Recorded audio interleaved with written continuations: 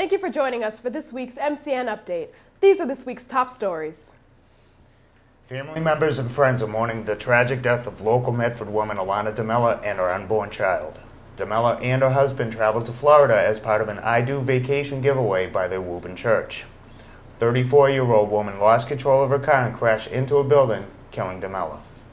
The death of the Pierce school teacher and her unborn child will be mourned by the Woburn church called Genesis next week. The long-standing Medford High headmaster will be closing the door on his 14-year career this July. The Medford School Committee is currently working to replace the respected Dr. Paul Kruger. While some members are in favor of selecting someone already in the school system, committee member Anne Marie Cunio says a proper candidate must continue the high reputation of MHS. Despite state averages of high school graduation rates being up, the city of Medford is lagging by nearly 4.4%. While the graduation rate has gone up in the Bay State by almost 3%, Medford and Malden were slightly below this average despite this. Superintendent of Schools Roy Belson says after factoring GEDs and summer students, the number is much higher. Prom season is coming up for Medford High School students this spring, and for some, it's almost too costly to go. MCN reporter Heidi Walsh spoke to one woman determined to make sure every student arrives to prom in style. When most girls dream of their prom night, what else do they think of besides the prom dress? But what happens when you can't afford that perfect dress?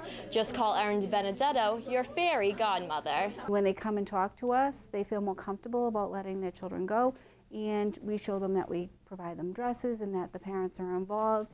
And sometimes the girls are able to go that wouldn't have been able to go. School committee member Erin DiBenedetto and the Medford PTO have gathered both used and donated gowns for families who can't afford high prom costs.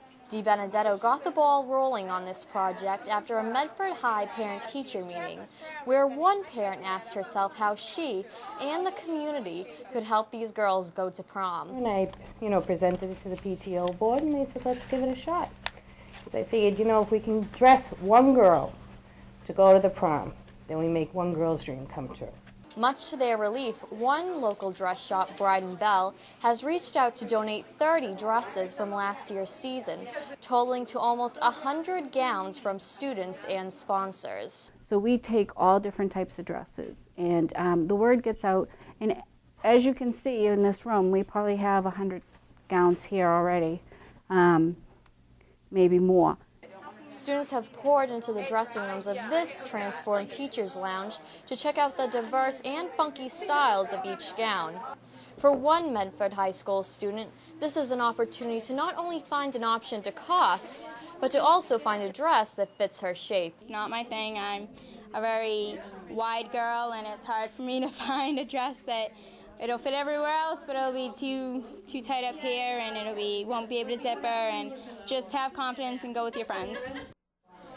With these tough economic times, one donated dress is enough to make one girl's dream of attending her prom a reality.